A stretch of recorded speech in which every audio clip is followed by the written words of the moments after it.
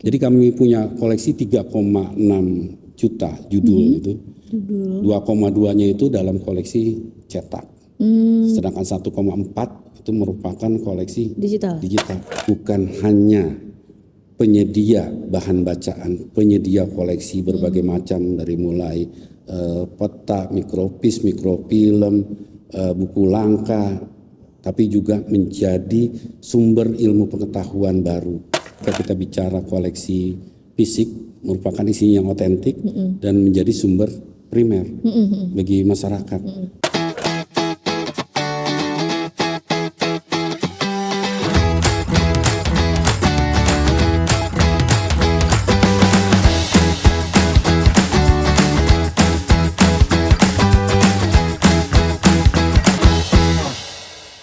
Assalamualaikum warahmatullahi wabarakatuh. Salam literasi. Sahabat Perpusnas, apa kabar? Selamat datang di Orasi Obrolan Seputar Literasi. Saya Diah Sugianto hari ini akan menemani sahabat Perpusnas selama 1 jam ke depan bersama narasumber yang pasti akan bikin siniar kita seru banget hari ini. Bapak Suharyanto, Deputi Bidang Pengembangan Bahan Pustaka dan Jasa Informasi Perpusnas.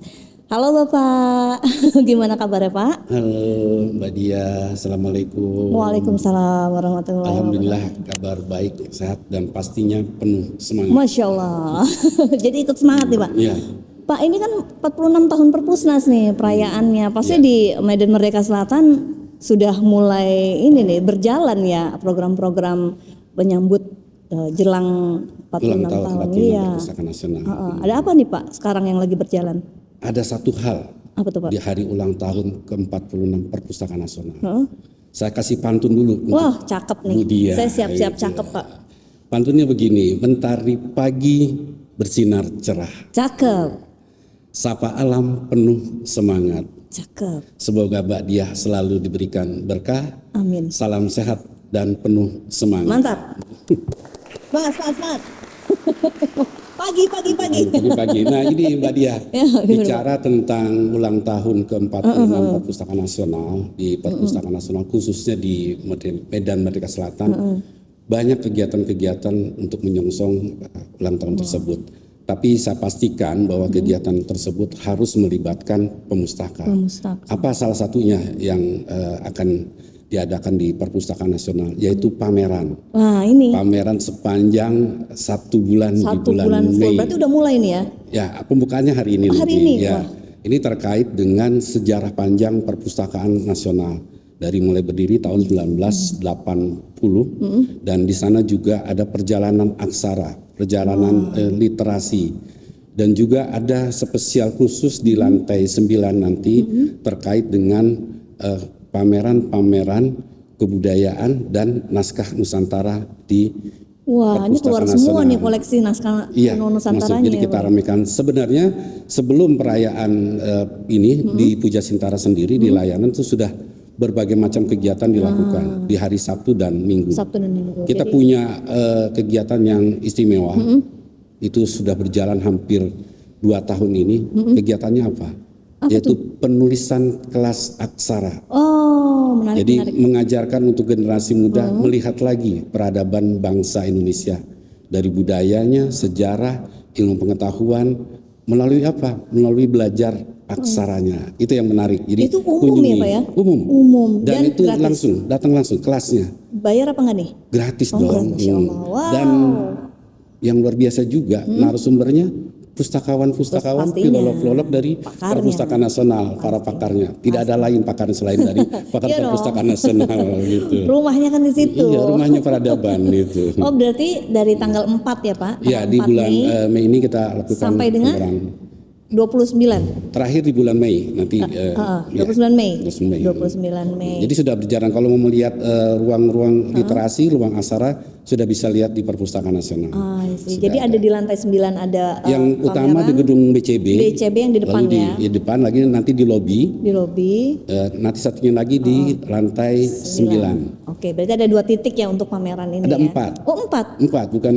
Jadi 9 BCB terus dulu di lobi, baru masuk itu. Nanti di lantai 9, lalu di lantai 16 di koleksi peta dan lukisan. Terus satu lagi? 4 itu kan udah. Kan BCB. BCB, lobby. Lobby.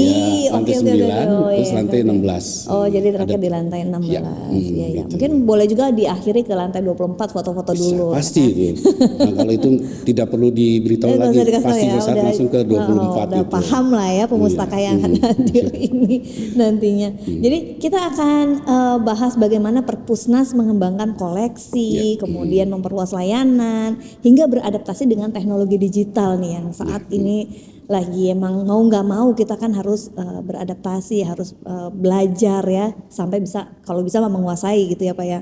Supaya masyarakat Indonesia nih khususnya juga sampai yang ke-3T itu terpapar gitu dengan informasi dan juga edukasi yang dilakukan oleh Perpusnas ini gitu ya Pak ya.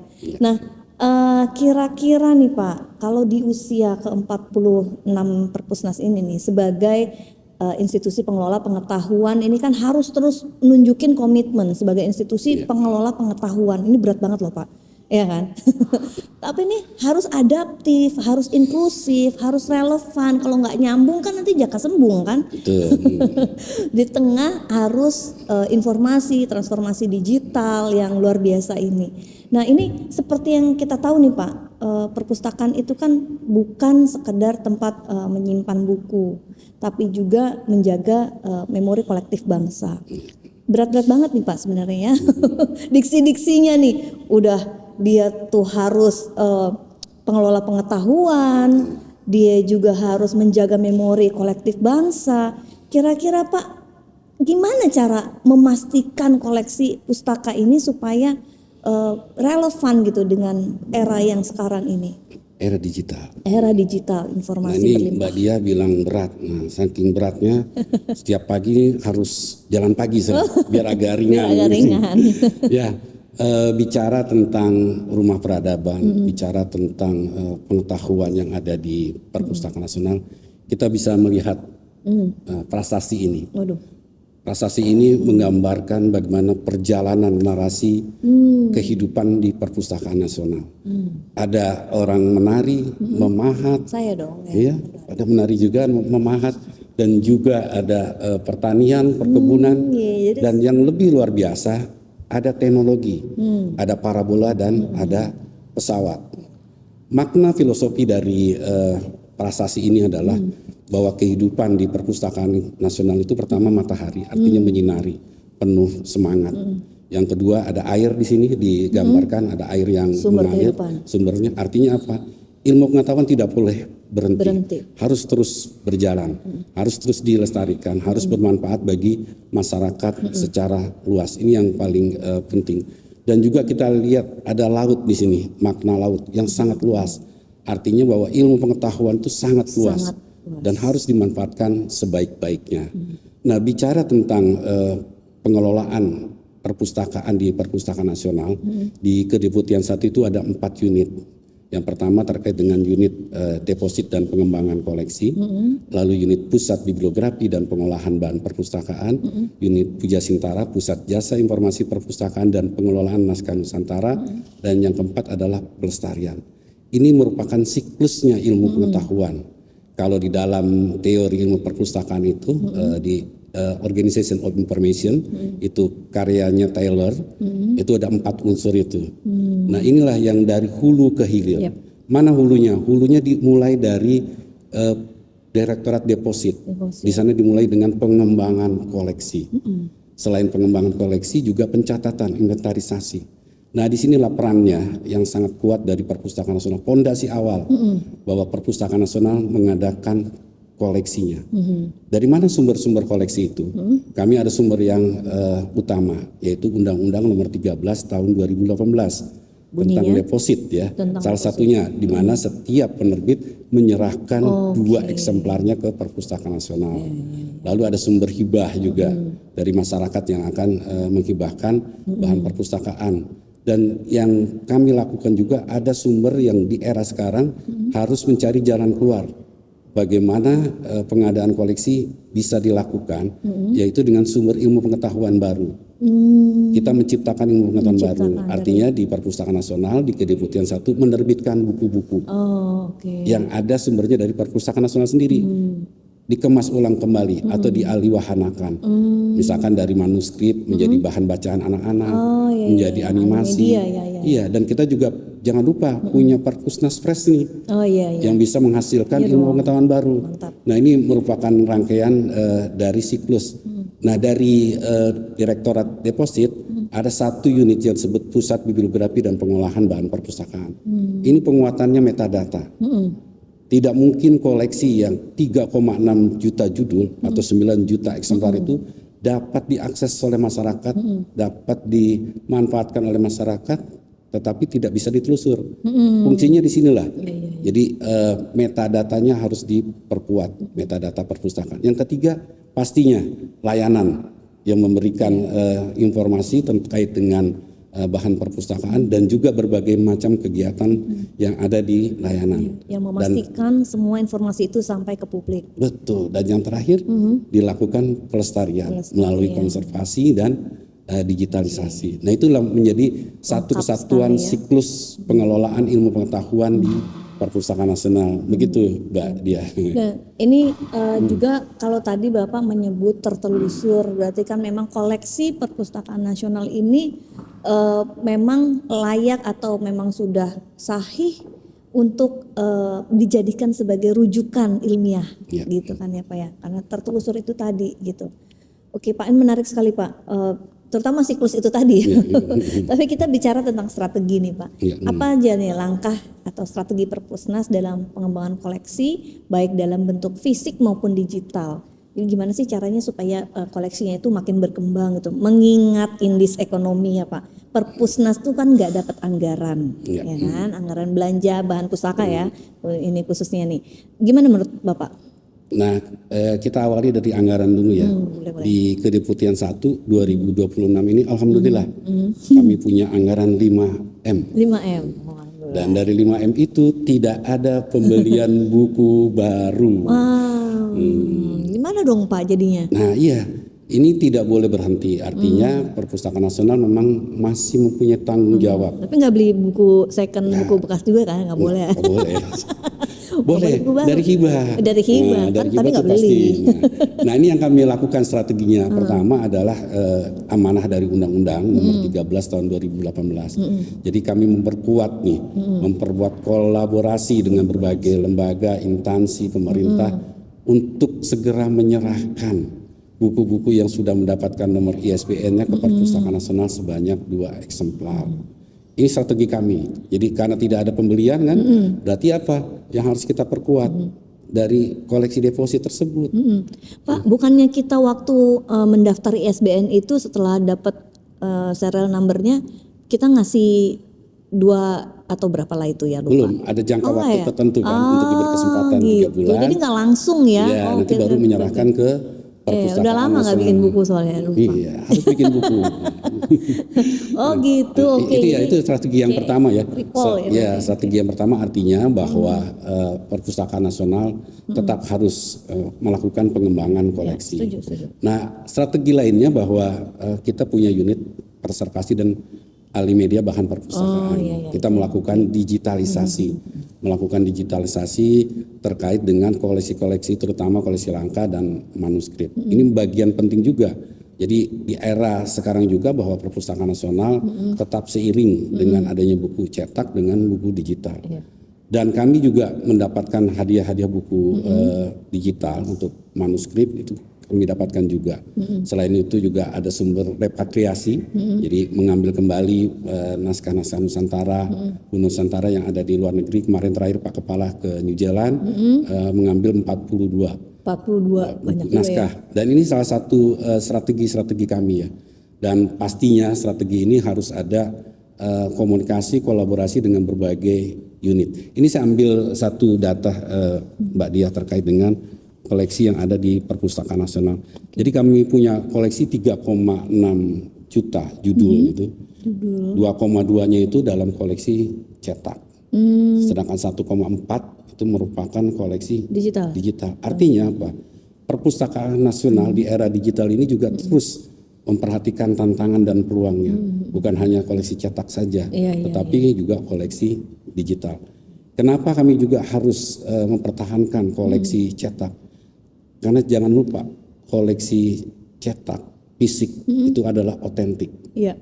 Dan yang kedua adalah sebagai sumber informasi primer. Iya. Pasti banyak dicari orang sebagai sumber informasi primer. Begitu. Iya. Ya memang beda ya Pak kalau kita kalau kemarin di dengan narasumber lainnya kita antara buku gitu dengan megang gadget itu rasanya kan beda. Pasti gitu. Nah kalau sumbernya kita lihat langsung bentuk fisiknya terus ada ikatan emosional, tapi nggak salah juga kan ya Pak ya kalau kita lebih suka yang buku beneran buku ketimbang gadget. Gimana menurut Bapak? Tapi ada satu hal sebenarnya yang menarik, aroma buku. Iya benar juga sih. Aroma Kertasnya buku itu ya Pak ya. Iya, aroma buku. Nah, gimana? Iya, gimana tuh menurut Bapak kalau yang orang yang lebih suka baca buku fisik sama yang lebih suka pakai gadget? Kedua-duanya sama. Baik-baik aja ya. Ya, untuk saat ini tergantung seleranya. Selera dan Misalkan kayak saya kedua-duanya saya lakukan. Ya saya baca buku cetak, saya juga baca buku dalam bentuk digital. digital. Jadi tergantung ketahanan mata juga ya Pak. Iya. Ya, Kalau saya lelah ya mungkin ganti ke buku gitu iya, ya. bisa juga kedua-duanya. Atau seperti kalau itu. misalnya agak ribet bawa banyak, bacanya akhirnya pakai gawai gitu Ya, kan ya. pakai gawai kan lebih enak juga sebenarnya. Ringkes sih. Ringkas praktis, di jalan bisa dibaca juga gitu. Kalau- Sesuai dengan kebutuhan juga. memang. Iya juga sih. Bisa. Saya juga ini nih sebenarnya membiasakan ini juga, cuman kalau buku tuh ada sensasi ngelipet kertas karena sampai di halaman berapa, nyelipin pembatas buku itu sih yang. Kalau dulu ditandai gitu. Iya Kayak itu stabilo saya gitu. banget tuh Pak. Supaya lebih langsung nyangkut gitu loh apa yang saya baca dan diulang-ulang. Nah ini luar biasa banget ya Pak. Ini baru beberapa menit ngobrol sama Pak Suharyanto, tapi pembahasannya sudah sangat membuka wawasan kita tentang pentingnya menjaga warisan pengetahuan bangsa. Nah karena bagaimanapun yang namanya sejarah dan pengetahuan tuh pasti harus diteruskan dari waktu ke waktu. Ya kan Pak, dari generasi ke generasi gitu kan ya Pak ya. Sekarang kita pengen tahu nih Pak, bagaimana warisan tersebut dihidupkan melalui layanan. Ya, ini menarik ya. Pertama kalau kita dasarnya bicara tentang naskah kuno Nusantara, itu ada 4 kriteria. Kenapa disebut naskah Nusantara? Yang pertama pastinya bahwa koleksi tersebut tidak ditulis atau dicetak diperbanyak. Benar-benar memang koleksi asli. Yang kedua dengan usia 50 tahun dan berada di dalam dan di luar negeri. Ini merupakan bagian dari manuskrip atau naskah kuno Nusantara. Yang pokok, yang paling pokok bahwa di dalam isi tersebut adalah mengandung tentang kebudayaan, sejarah dan ilmu pengetahuan. Jadi nanti tidak semua koleksi yang sudah berumur 50 tahun disebut sebagai naskah kuno Nusantara. Jadi di dalam undang-undangnya sudah ditentukan kriteria-kriterianya. Terutama tadi subjeknya ya tentang kebudayaan, sejarah dan ilmu pengetahuan. Kebudayaan, sejarah, ilmu pengetahuan itu subjek. Tapi kalau yang tentang agama masuknya kebudayaan. Masuk, ya, kandungannya kan, kandungannya termasuk di dalam sejarahnya kan juga. Nah, bicara tentang di layanan, ini menjadi programnya Pak Kepala Profesor Aminuddin Aziz dalam 2 tahun ini dilakukan program pengarusutamaan naskah Nusantara. Nah, di dalam program tersebut salah satunya adalah aliwahana, bahan bacaan. Bagaimana naskah kuno, kandungan-kandungan isinya agar dapat dimanfaatkan juga oleh generasi muda bahkan oleh anak-anak. Caranya bagaimana? Caranya kita aliwahanakan menjadi buku-buku bacaan anak dan juga komik. Dan kemarin terakhir bahkan di Ponorogo itu dibuatkan film animasinya bersumber dari naskah Nusantara.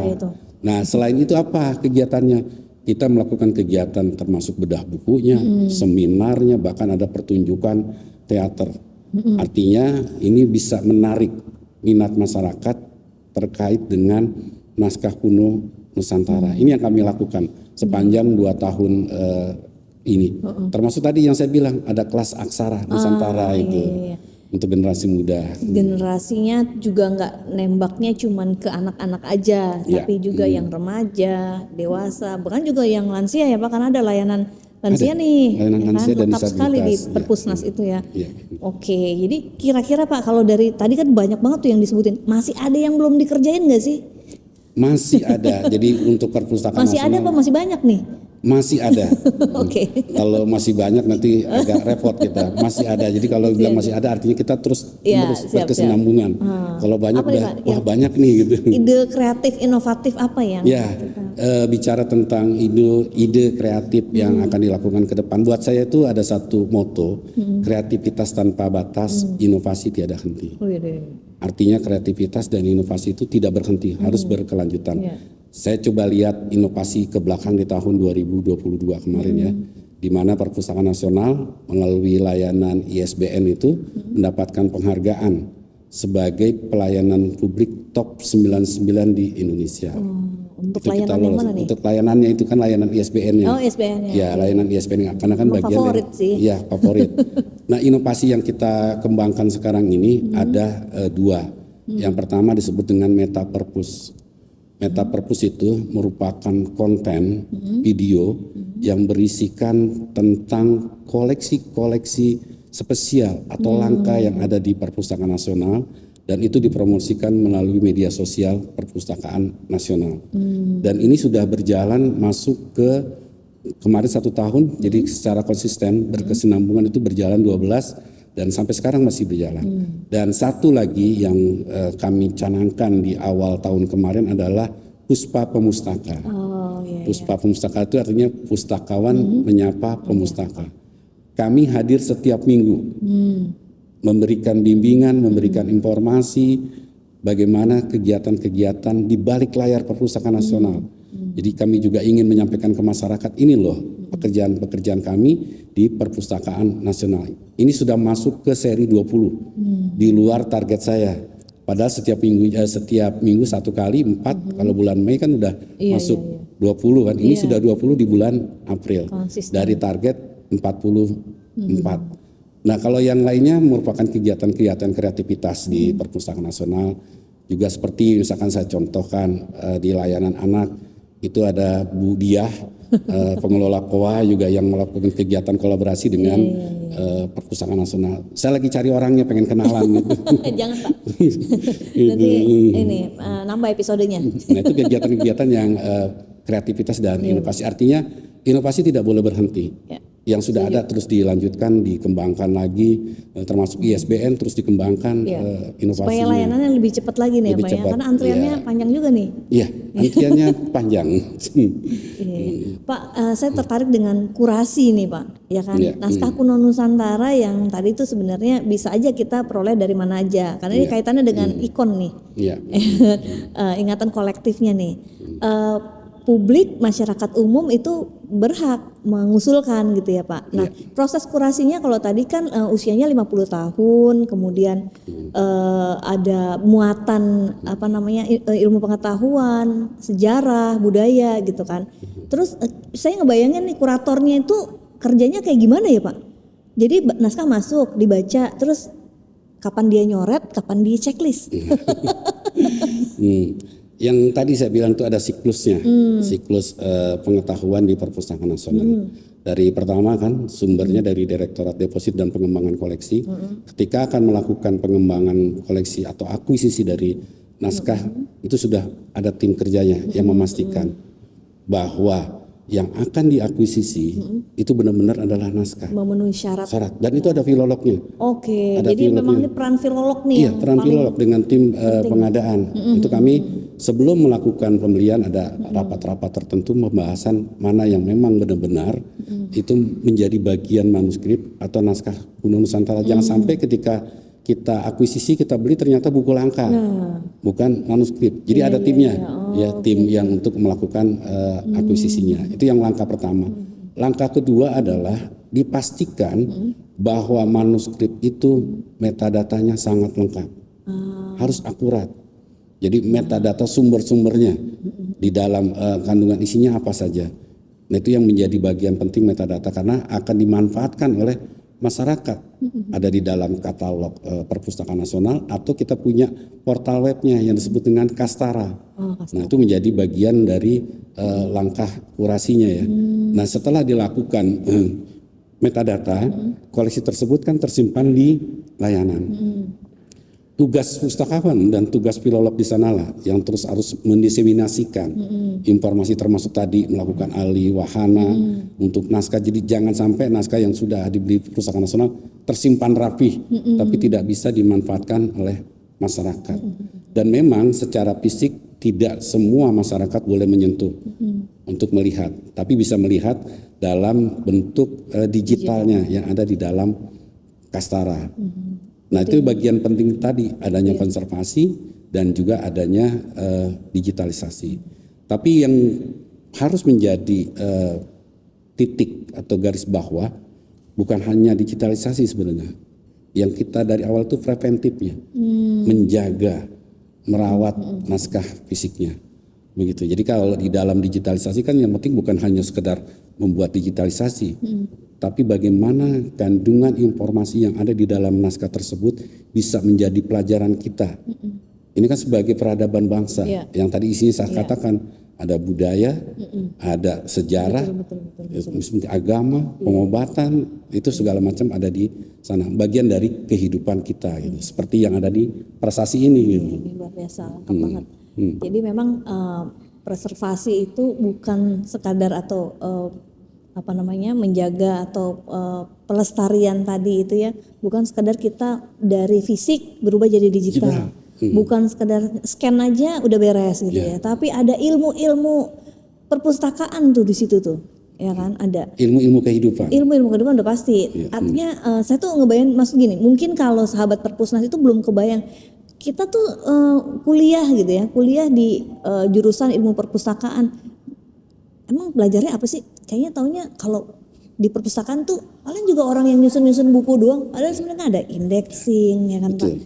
Belum lagi tuh gimana resume tuh kan ada tekniknya, bikin resensi dan banyak banget deh, saya sampai nggak tahu nama-namanya apa. Tapi saya dengan penjelasan Bapak saya jadi kebayang, aduh apalagi filolog ya, dia punya tanggung jawab yang besar untuk memastikan bahwa substansinya itu memang layak, boleh gitu kan, masuk menjadi koleksi Perpusnas dan aman untuk dikonsumsi publik gitu. Dikonsumsi bukan dimakan ya, nanti kalau jadi mirip-mirip rayap nanti jadinya. Betul-betul dimanfaatkan, betul-betul dibaca, dia amalkan gitu kan, karena dia sudah yakin ada verifikasi di situ ya Pak ya, berarti kan ada terverifikasi sehingga publik itu merasa aman, nyaman untuk mengkonsumsi informasi dan pengetahuan yang ada di Perpusnas, koleksi-koleksinya. Dan itu di dalam Undang-Undang Nomor 43 2007 itu menjadi kewajiban dari Perpustakaan Nasional untuk melestarikan naskah kuno, naskah kuno Nusantara gitu. Oke. Pak, kalau kita jangkauan layanan nih, kita lihat dari jangkauan layanan. Pemustaka kan datang nih setiap hari, ya kan? Itu kan kalau yang Jakarta dan sekitarnya gitu ya, atau misalnya perpustakaan daerah ya, masyarakat di suatu daerah mereka bisa berkunjung ke Perpusda gitu. Kalau misalnya satu wilayah yang dia tuh jauh banget sama gedung perpustakaan, gimana ya cara Perpusnas ini memastikan layanannya itu sampai pada masyarakat yang jauh-jauh itu? Nah ini ada dua hal ya, bagaimana layanan bisa menjangkau masyarakat luas ya. Yang pertama artinya masyarakat yang memang di lingkungannya sudah tersedia jaringan internet, itu pasti itu. Nah apa yang kami lakukan di Perpustakaan Nasional, kami memberikan layanan digital seperti iPusnas, Bintang Pusnas, Irisos, termasuk tadi portal Kastara, itu bisa menjangkau. Nah yang kedua, bagaimana dalam daerah-daerah tertentu, wilayah-wilayah tertentu itu tidak ada jaringan. Nah ini dilakukan oleh Perpustakaan Nasional melalui titik baca, pojok baca digital ya. Itu dilakukan oleh teman-teman di Kedeputian 2. Itu juga menyampaikan. Tapi yang lebih terpenting lagi dengan adanya program dari Kepala Perpustakaan Nasional Pak Amin, menjangkau itu bukan hanya menjangkau dalam koleksi digital, tapi bagaimana menjangkau ilmu pengetahuan itu melalui penyediaan buku bahan bacaan. Ini kan program yang sudah dicanangkan oleh Prof. Amin kan, 1.000 buku kan, nah ke desa, ke taman bacaan. Artinya memang Itu yang sudah kami lakukan di Perpustakaan Nasional. Ya. Yang tadi diskusi kita awal, Iya. bahwa penguatannya itu bukan hanya penguatan koleksi digital aja, tapi juga koleksi fisik, bahan bacaan, itu juga menjadi penguatan untuk budaya baca dan kecakapan literasi bagi masyarakat. Jadi kami terus melakukan itu. Betul. Nah, di luar penyediaan koleksi tersebut, kegiatan-kegiatan kami lakukan. Misalkan kami berkolaborasi dengan dinas-dinas provinsi untuk memberikan bimbingan teknis penelusuran informasi, bimbingan teknis pengelolaan perpustakaan, bimbingan teknis bagaimana memanfaatkan koleksi-koleksi digital, dan itu menjadi bagian kegiatan Puspa Pemustaka. Kami tidak pernah lelah, setiap minggu itu konsisten hadir untuk masyarakat itu, dan itu kami lakukan kolaborasinya dengan berbagai pemangku kepentingan di luar Perpustakaan Nasional. Jadi kita memang sebenarnya sudah beriringan antara tadi koleksi fisik dengan yang digital gitu ya Pak. Tapi kita juga nggak boleh lupa bahwa di Indonesia ini masih ada loh daerah-daerah yang belum tersentuh oleh teknologi secara optimal. Terutama jaringan internet. Internetnya gitu kan. Oke Pak, Perpusnas ini kan dikenal dengan berbagai terobosan layanan, ya kan Pak. Apa saja inovasi layanan unggul nih Pak, yang paling unggul nih Pak, yang saat ini menjadi andalan nih, unggulan andalan yang paling top gitu Pak. Karena ini kan mungkin dari sisi infrastruktur atau dari sisi jenis layanannya, atau ternyata yang paling banyak peminatnya pemustaka di segmen apa? Ya, ini benar-benar pertanyaan yang jawabnya harus hati-hati. Inovasi ini disukai oleh masyarakat, tetapi inovasi ini juga yang selalu menjadi perhatian masyarakat. I see. Jadi apapun postingannya, komentar ya pasti itu. Ya, dan itu hampir setiap hari ada komentar. Iya. Berarti banyak yang sayang kan Pak? Banyak sayang, itu terkait dengan koleksi buku digital kita. Iya. Ipusnas, Bintang Pusnas, jadi yang terkait dengan koleksi digital kita. Bagi saya sebagai pelayanan publik adalah suatu dinamika dan adalah suatu keharusan. Masyarakat itu menyampaikan keluhan-keluhan. Iya, setuju. Ruang terbuka, ruang publik kan. Artinya kita harus terus tetap belajar. Apa gagasan yang perlu diambil ke depannya. Jadi dalam satu diskusi saya pernah cerita dengan Pak Sestama.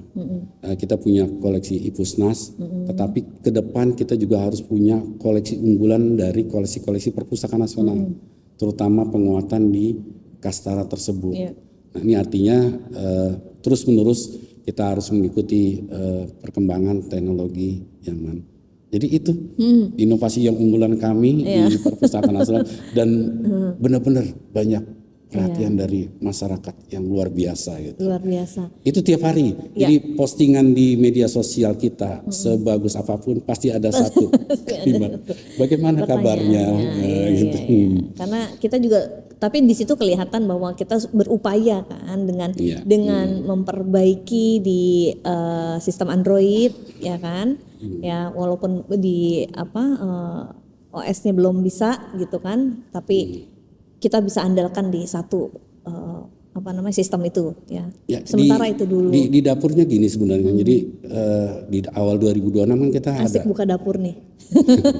Boleh nggak buka dapur dikit? Boleh. Jadi gini, biar masyarakat juga tahu terkait dengan kendala kami di pengembangan koleksi digital ya. Nah, di awal-awal tahun 2026 kemarin kan ada peretasan. Ada koleksi-koleksi kita yang sah itu sempat dicoba diambil koleksi, padahal itu nggak boleh melanggar hak cipta ya. Yang kedua, kami juga mendapat tantangan penyerangan dari berbagai pihak, termasuk untuk judi online segala macam yang masuk ke Perpustakaan Nasional, dan ini pekerjaan yang luar biasa buat Pusdatin, dan saya harus mengucapkan apresiasi. Mantap. Karena terus-menerus Pusdatin melakukan perbaikan pengembangan. Langkah-langkah yang sudah kita lakukan, diskusikan dengan teman-teman Pusdatin adalah penguatan infrastruktur yang ada di Pusdatin terkait dengan koleksi digital ini. Terus-menerus saya melakukan kolaborasi komunikasi dengan Pusdatin dan secara eksternal kami juga sudah berkomunikasi dengan BSN, Badan Siber Sandi Nasional, untuk pencegahan ke depan itu seperti apa sih terkait dengan koleksi digital. Dan itu memang bagi saya tantangan yang paling berat untuk pengembangan koleksi digital adalah menjaga entitas dari koleksi tersebut. Karya digital tersebut yang harus kita jaga itu. Iya. Kalau itu kan dari inovasi digital dari platform ya, layanan yang berbasis platform. Kalau dari waktu pemberian layanan ini kan ada penambahan nih Pak. Ya. Ya kan? Penambahan Penambahan waktu sampai penambahan waktu untuk yang mana nih? untuk layanan anak lah katakanlah gitu kan. Karena bisa penambahan waktu layanan ISBN, ini layanan anak. Iya. Ini layanan anak. Jadi maksudnya setiap hari yang biasanya tutupnya atau selesai layanan itu jam 4, sekarang sampai jam 7 malam gitu. Itu dari jam 4 ke jam 7 itu masih ramai Pak? Nah gini, saya awali dulu ya. Tadinya tidak semua layanan di layanan di Medan Merdeka Selatan itu buka jam 8 sampai jam 7 malam. 7 malam. Ada layanan-layanan tertentu yang tutup. Tetapi setelah kita melihat perkembangan data statistik minat, jadi ada layanan-layanan yang kami buka sampai jam 7 malam. Yang tadinya sebelumnya tidak ada. Seperti contohnya layanan anak dan layanan media komputer atau penelusuran. Itu kami lakukan juga pembukaan sampai jam 7 malam. Nah di layanan anak sebelum dibuka, saya selaku deputi sudah mengajak diskusi teman-teman di layanan anak, kenapa harus dibuka sampai jam 7 malam. Ternyata dari hasil survei masyarakat, dari survei teman-teman, kajian teman-teman di lapangan, banyak orang tua dan juga anak-anak yang jam 5 masih datang ke perpustakaan, terutama yang ingin mengembalikan buku ke perpustakaan nasional, ke layanan anak. Nah atas dasar itulah masukan dari teman-teman, maka di layanan anak itu dibuka sampai jam 7 malam. Gitu. Yang penelusuran itu ya penting banget sih itu ditambahin lagi waktu layanannya yang karena lantai 19. Iya, karena maksudnya saya ngebayangin kalau lagi entah dia nyusun skripsi, tesis gitu ya, atau disertasi dan dia harus pergi dari perpustakaan ke perpustakaan lain atau dia ada lapangan yang tidak bisa malam gitu kan. Kalau misalnya cuma sampai sore berarti dia harus menunggu besok untuk mendapatkan bisa menelusuri satu data penting gitu kan. Jadi memang sangat membantu tuh, Nah, Pak. itu kembali ke diskusi kita awal tadi bahwa sebagai pelayanan publik kita harus tetap mendengar suara-suara dari masyarakat. Setuju. Artinya ketika layanan anak dibuka sampai jam 7 malam, terus layanan komputer, multimedia, informasi dibuka, kami kan mendengar. Bahkan ada suara-suara yang lebih harus hati-hati bagi kami. Bukannya sampai jam 9 malam doang gitu. Lama-lama 24 jam. 24 jam gitu. Ada shift 1, shift 2, shift 3. Itu tadi kan yang pelayanan publik ya kita harus dengar. Karena kita kan punya juga SKM, survei kepuasan masyarakat yang kita lakukan. Tapi jangan lupa juga publik juga harus memahami juga bagaimana ritme dan sistem yang berlaku yang mungkin masih bisa kita jalankan gitu ya Pak. Kalau itu kita kembalikan ke publik. Ya. Mana tahu itu kan kebijakan berbasis ya kan Pak. Ya. Berbasis masukan-masukan dari publik. Nah, iya itu tadi Pak. Jadi pengunjungnya tetap konsisten di angka yang kurang lebih rame lah ya, gitu. Tetap sama, nggak ngaruh gitu kan, karena memang itu dibuka setelah memang ada permintaan gitu ya, ada permintaan masukan dari masyarakat. Jadi udah pasti rame, orang emang diminta gitu kan. Oke. Pak, kalau kita melihat perjalanan hingga 46 tahun ini ya Pak ya, bagaimana sih peran perpustakaan dalam mendukung literasi sepanjang hayat nih bagi masyarakat Indonesia? Karena setahu saya ini kan mendaftar keanggotaan itu kan mulai dari 0 tahun ya. Apakah itu menjadi salah satu strategi mungkin untuk meningkatkan budaya literasi? Nah, terkait dengan 46 tahun perjalanan di Perpustakaan Nasional, kita batasi sebagai pengelolaan pengetahuan ya, yang diskusi kita awal tadi. Yang pastinya Perpustakaan Nasional saat ini di usia ke-46 bukan hanya penyedia bahan bacaan, penyedia koleksi berbagai macam dari mulai peta, mikropis, mikrofilm, buku langka, tapi juga menjadi sumber ilmu pengetahuan baru. Tetapi Perpustakaan Nasional dijadikan ruang kreativitas dan pastinya menjadi ruang belajar bagi masyarakat.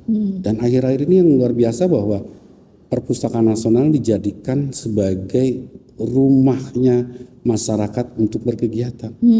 Coba kalau kita mau lihat daftar peminjaman gedung di lantai 2, Benar juga. itu udah antriannya udah luar biasa. Artinya masyarakat sudah merasa nyaman nih bahwa perpustakaan ini bagian dari rumahnya sendiri gitu.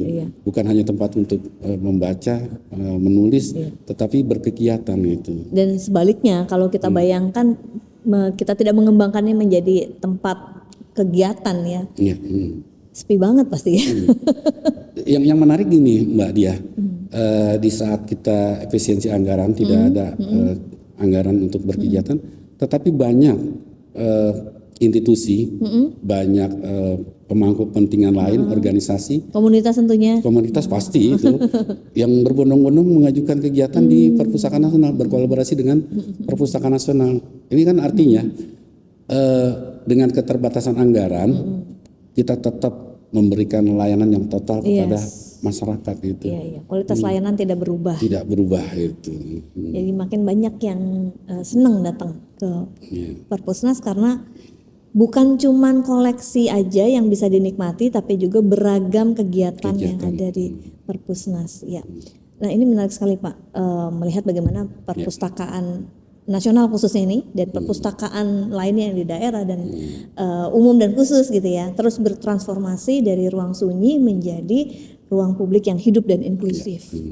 Nah di era serba digital nih Pak, perpustakaan ini juga dituntut untuk terus adaptasi terus ya, tadi inovasi, adaptasi gitu. Pertanyaannya, bagaimana Perpusnas beradaptasi dengan perkembangan teknologi digital yang begitu cepat ini? Apakah tidak sebaiknya kita ajak masyarakat untuk kembali lebih sering memegang buku ketimbang gawai? Awal saya katakan bahwa yang namanya koleksi cetak atau koleksi fisik dengan koleksi digital itu harus sejalan. Artinya menjadi pilihan masyarakat. Dan penguatan di Perpustakaan Nasional kan sama. Tadi dengan koleksi 3,6 juta, 2,2-nya kan memang koleksi bentuk cetak. Dan kita memperhatikan koleksi digital juga. Dan ini menjadi keselarasan yang dilakukan oleh Perpustakaan Nasional. Jadi intinya bahwa di usia ke-46 tahun ini Perpustakaan Nasional selalu mengikuti perkembangan yang ada di masyarakat, baik itu perkembangan teknologi digital maupun kecerdasan buatan. Jadi teman-teman pada prinsipnya pustakawan-pustakawan yang ada di khususnya yang ada di layanan selalu siap mengikuti perkembangan tersebut. Kalau Perpustakaan Nasional sudah pasti ini menjadi tanggung jawab kami di Perpustakaan Nasional untuk terus berinovasi, terutama dalam pengembangan koleksi digital. Ya, berarti artinya cara beradaptasinya selain menyeimbangkan antara koleksi digital dan juga yang konvensional, katakanlah gitu ya, kita juga harus siap nih memfasilitasi tadi kesukaannya memustaka nih, lebih suka yang pakai gawai ataupun yang megang buku. Itu tadi ya. Kita siap nih melayani yang versi pemustaka yang beragam itu ya. Kan ketahuan dari posisi koleksi kita tadi kan. Yang 3,62 judul kan, 2 judul, 2,2 itu dalam bentuk cetak fisik, sedangkan kan still running. Jadi bisa jadi nanti 1,4 itu udah mendekati. Totally nanti digitalnya ada, versi fisiknya ada gitu juga. Kan. Ya, kebayang. Jadi artinya memang kita lebih siap nih untuk silakan pemustaka mau yang pegang buku atau mau yang pakai gawai. Gitu. Ini saya bacain aja ya dari ini. Jadi Perpustakaan Nasional menjaga 3,6 juta judul koleksi. Dari jumlah itu 61,1% atau 2,2 juta judul adalah koleksi fisik. Dan 33,3% atau 1,2 judul adalah koleksi digital. Artinya hingga Maret 2026 ini 6 dari 10 koleksi perpustakaan nasional masih berwujud fisik. Sudah hampir dekat. Artinya kan ada perhatian dari kami juga di Perpustakaan Nasional untuk pengembangan koleksi-koleksi digitalnya gitu. Karena juga mendekat ke generasi-generasi yang senang dengan gawai gitu ya Pak ya. Nah, itu tadi upayanya tadi supaya tidak putus nih pengarus utamaan gitu kan, itu kata kuncinya. Nah kalau kita tahu aplikasi di perpustakaan digital itu kan cukup populer ya, tadi kita sempat singgung ya Pak ya. Seberapa besar sih Pak sebenarnya peran aplikasi ini dalam meningkatkan akses literasi di masyarakat?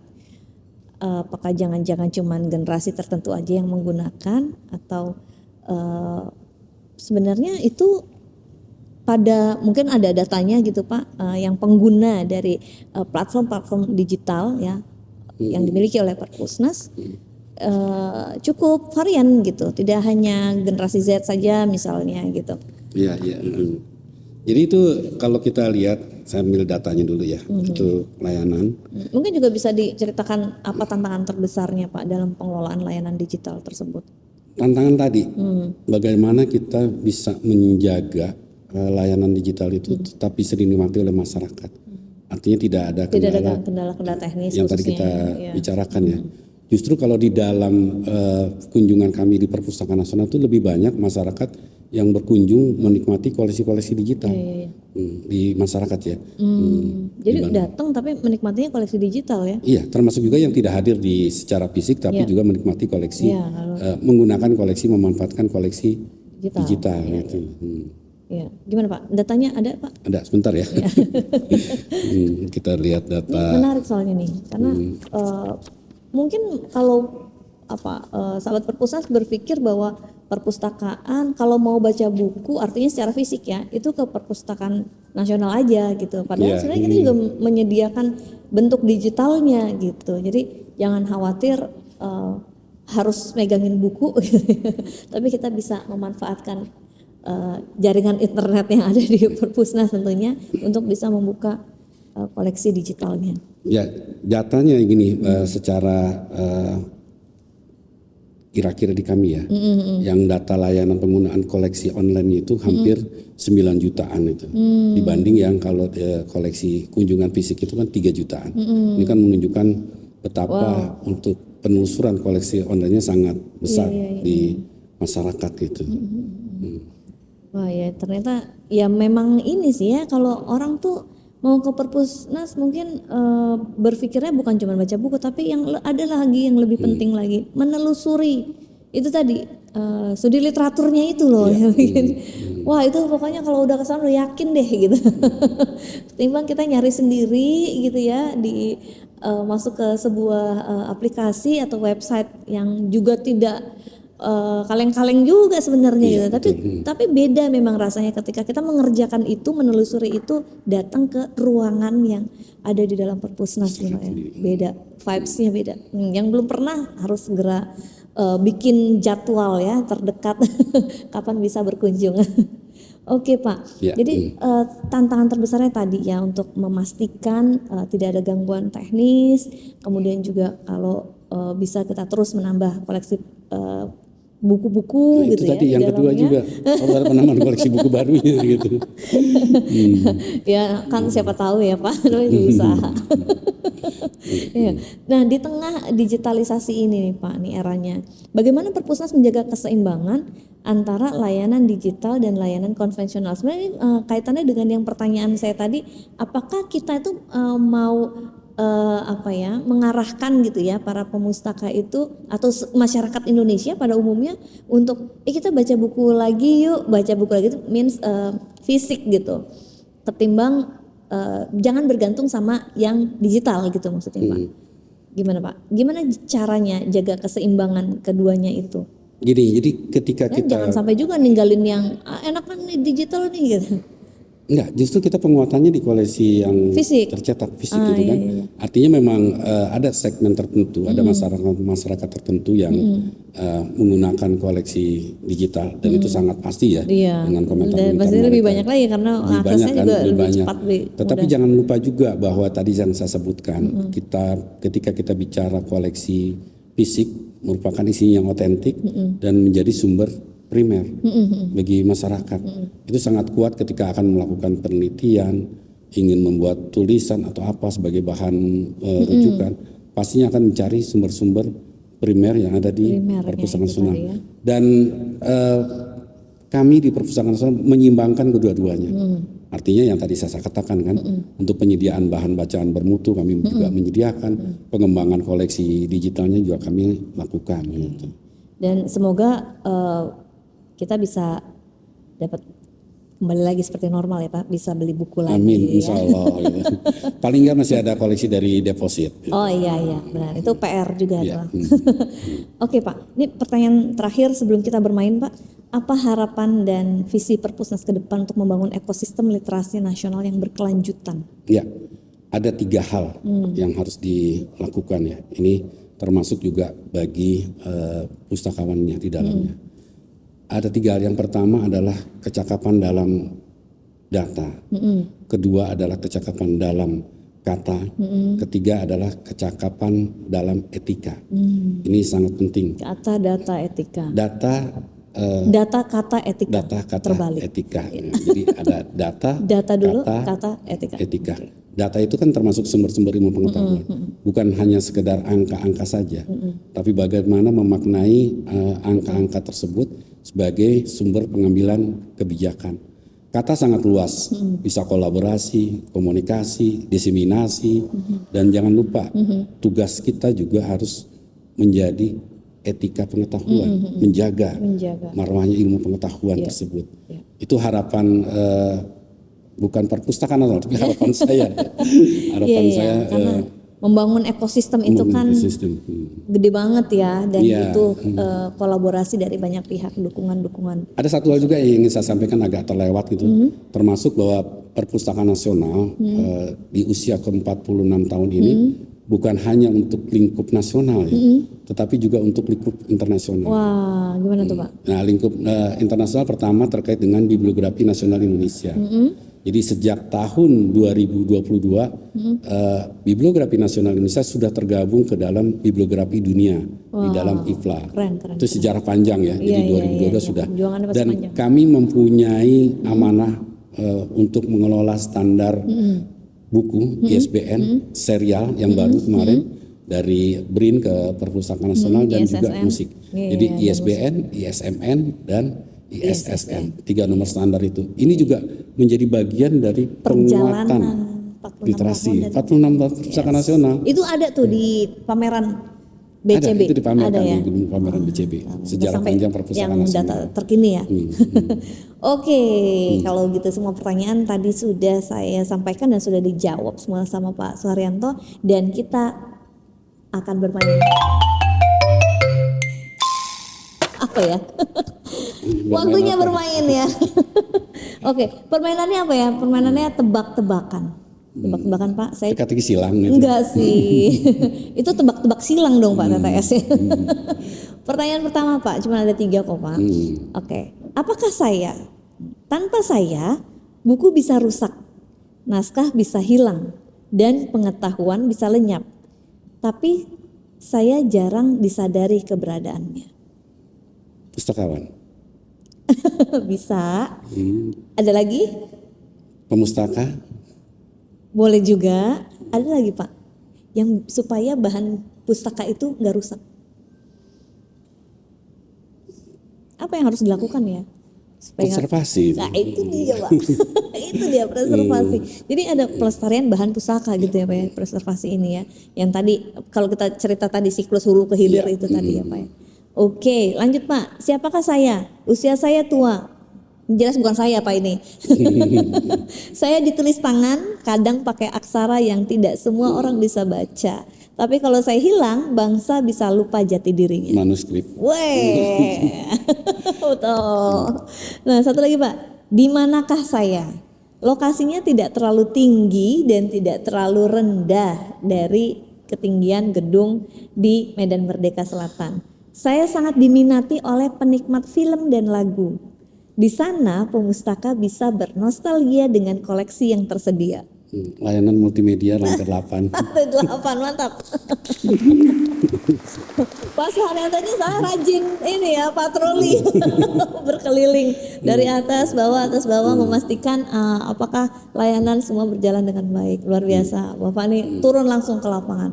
Oke, baik sahabat literasi dan Ini ada buku perbincangan. saya loh. Oh iya benar, iya. Dari perbincangan hari ini kita jadi tahu nih bahwa Perpustakaan Nasional telah membuktikan ya bahwa dengan inovasi, adaptasi, perpustakaan ini tetap dapat berjalan dan relevan dan bahkan menjadi garda depan dalam pembangunan literasi bangsa.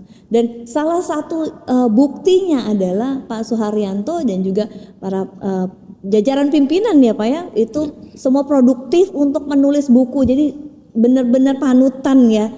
Malu jadinya.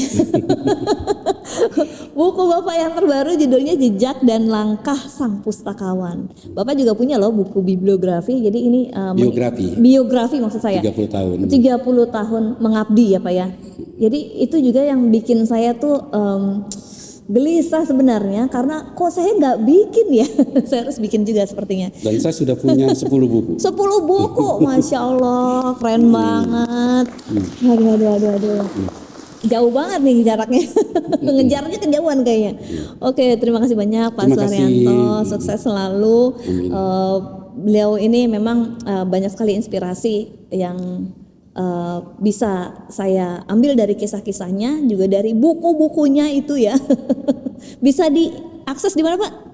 Bukunya bisa akses di Perpusnas Press bisa. Perpusnas Press atau kalau yang digital? Digital bisa di Pusnas. Bintang Pusnas juga Bintang ada ya, Pusnas di juga Bintang Pusnas juga. Cari aja judulnya ya. Kalau mau akses di Library of Congress Amerika juga ada. Oh, luar biasa.